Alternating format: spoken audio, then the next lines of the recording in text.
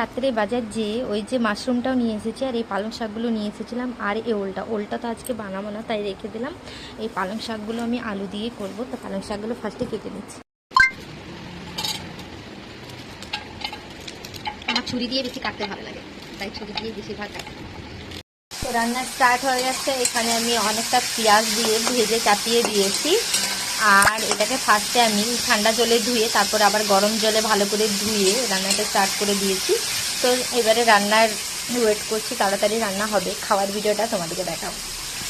এই রান্নাটা সবাই জানে, তাই আমি রেসিপিটা শেয়ার করলাম না যে কীভাবে রান্নাটা করছি, কিন্তু দেখতে অসাধারণ লাগছে। পেঁয়াজ ততটা আমার ছাতুও আছে, চিকেন রান্না মাখা মাখা হয়েছে। এটাকে ভালো করে এখন মশলাটা ভাজছি, ভালো করে ভেজে নাড়াচাড়া করে একটু জল দেবো, তারপরে খাবো।